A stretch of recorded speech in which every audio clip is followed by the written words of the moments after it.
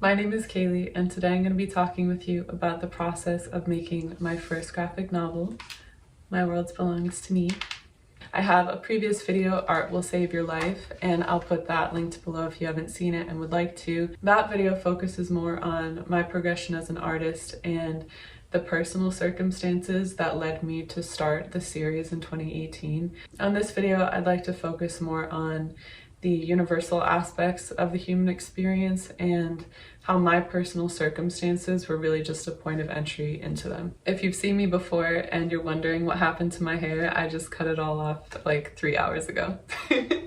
So yeah, it's new to me too. I'm gonna start out with the synopsis of the book. My World Belongs to Me is about a woman who realizes that no trace of her inner self exists in her outer life. Throughout the first half of the book, she's searching for a place that might reflect her internal world, an underwater city that she vaguely remembers from childhood. Though she reaches it, she finds the ruined city just as desolate as her external reality. Confronted with the fact that her own neglect caused the decay of what was once a sanctuary, she's forced to take responsibility for the person she is and the person she must become. One of my favorite aspects about making this book was the opportunity to create a female protagonist that wasn't sexualized. When I was growing up, I could not find a single graphic novel or comic that didn't contain a sexualized female character, unless there were no female characters at all, which was also common. They were almost always used as props. Even when there was a female lead that was badass or alternative in some way, the emphasis was still always on her body, and she was drawn wearing either very minimal clothing or skin-tight clothing. There are plenty of graphic novels and comics that fit this description that I find really cool. I'm not trying to critique these books or say that they're wrong or that they shouldn't exist. I'm just explaining why it felt so good as a woman to be able to represent through the form of a graphic novel the type of female lead that I wanted to see as a kid when I was looking for a book like this. It was really important to me that she would be represented the way she sees herself and the world around her while she's experiencing these mental states rather than by the male gaze.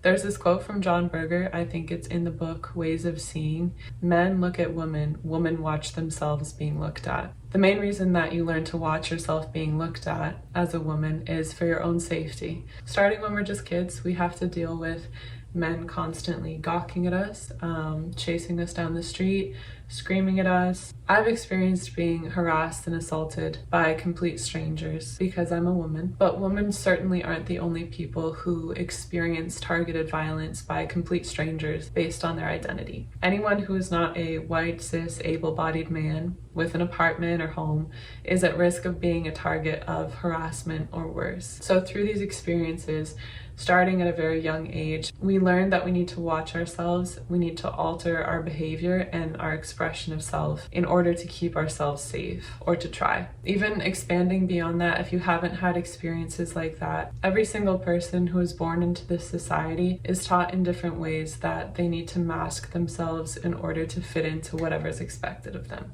So that's something that I do think is a universal experience, regardless of whatever identities you hold.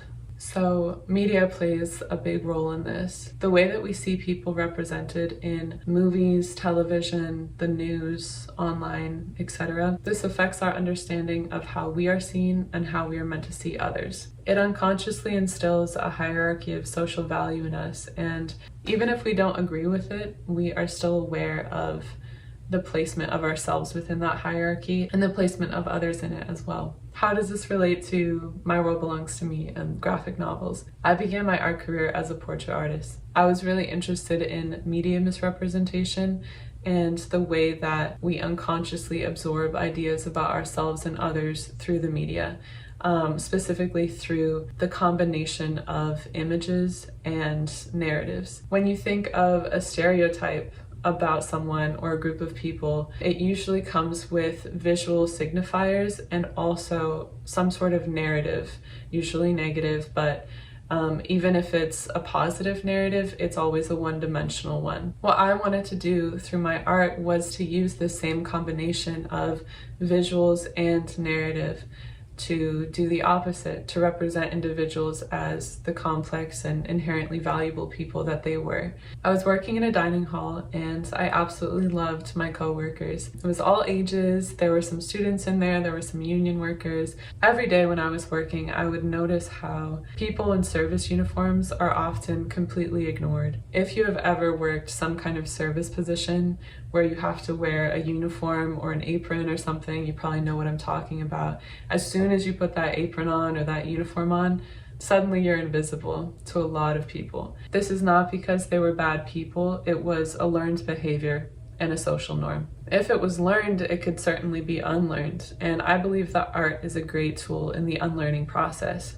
So I figured at the time the opposite of ignoring someone's face was spending 20 hours drawing it, and that's what I did. So over the course of the next 4 years, I drew 100 people and transcribed stories they told me about their lives. I wanted that combination of visual and narrative. I wanted to make a space where not only were people's faces being represented with a lot of detail and care, I also wanted a space where individuals could talk about whatever was important to them and their philosophies on life, that sort of thing. So often mass media will take that away from people and impose their own narratives over their own images of people. After I finished that project, I started working with 17 other women and non-binary femmes to create a portrait that would represent the emotional state that they experience most powerfully, especially one that may be unwelcome in greater society or seemingly unsafe for the individual to truly express. There was such an incredible range of emotional states that each of these individuals wanted to portray. That was amazing, and I'm so grateful for everyone who worked with me on that and also worked with me on the previous project I had done, because the people that I got to work with through these projects are the reason that I was able to then go on and create this graphic novel. So not only did I get to practice my skills as an artist, both of these projects were such a pleasure. And if you're watching this video and you were part of one of those projects, I just want to say thank you so much. So in 2018, I began this graphic novel series. I decided that it would be a surreal memoir, and I would use myself to explore the relationship between one's inner self and the outer self we learn to present in order to be understood in society. I wanted to use that combination of visual and narrative to explore the rift that forms between one's inner and outer self, and the consequences of that rift, and ultimately how that rift can be repaired. The reason that I used myself as a subject for the first time was I didn't feel that I was qualified to represent another person's lived experience on that deep a level. I wanted to explore this topic because I believe that the source of a lot of violence, intolerance, and hatred that we inflict on each other in big and small ways is connected to this rift. I wanted to challenge the way that we're taught to neglect our inner selves and our complex emotional worlds by exploring them deeply through art and honoring that which was the norm to ignore. My World Belongs to Me is about coming back to one's inner world after abandoning it and finding it in ruins. It's about the challenging responsibility we have to be our full selves in this world, not only for ourselves, but for others too. It's about the love that we always have access to, even and especially when we don't have love for ourselves, guiding us toward the integration of all we are without fear. So I mentioned that when I was a kid, I couldn't find the type of representation that I was looking for in American graphic novels or comics. But lucky for me, I grew up watching Miyazaki movies, and those made a huge impression on me as a young girl. Disney movies were telling me to be nice, agreeable, and pretty, and everything would be just fine. But Miyazaki movies told me that I was courageous and brilliant, and that the desire to be myself wasn't wrong at all. I found this quote from him that I really love, and this is absolutely how I felt when I was watching the movies. He says, "Many of my movies have strong female leads, brave, self-sufficient girls that don't think twice about fighting for what they believe in with all their heart. They'll need a friend or a supporter, but never a savior. Any woman is just as capable of being a hero as any man." All of his films are so amazing. I'm so glad that I got to watch them when I was growing up because they really made such an impression on me, and they still do.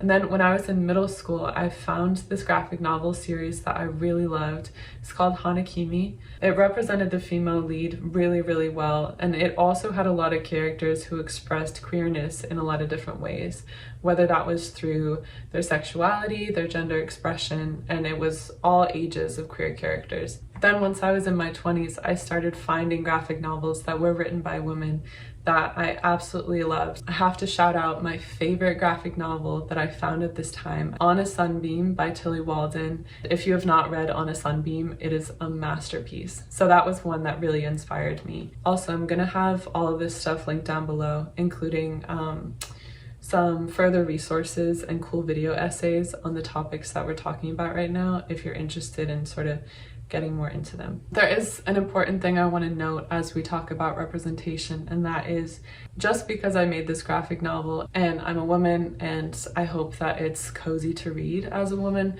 I have no intention of speaking for all women or anyone for that matter besides myself.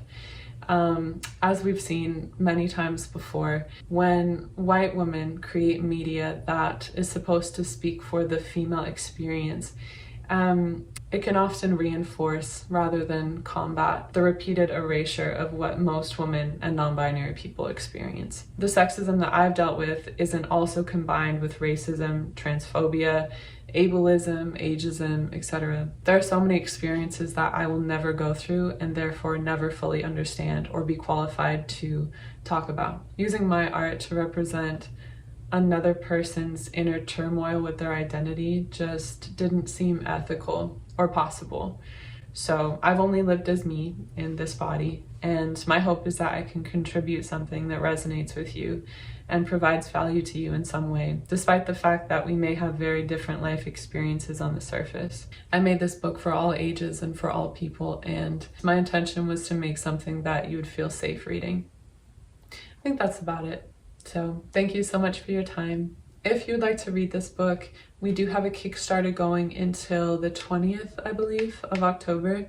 Once I put this video out for the next week and a half or so, you can go on there to order either a hardcover, a soft cover, or a digital version, or some other goodies. I think they might have sold out. If you are seeing this video and it's past October 20th, I'll just update whatever the links are down below and let you know where you can either pre-order or purchase it. But copies of this book should be in stores by hopefully late 2024, if not early 2025. What I hope to provide through these YouTube videos is the reminder that you don't need any qualifications to create things you enjoy making. You don't have to call yourself an artist, you don't have to go to art school or sell what you make. Whatever medium you're into, what you're doing is important. If you're looking for something you can't find, that's because you're the person who's supposed to make it. I hope you have a great rest of your day, and I'll see you in a video soon. Take care.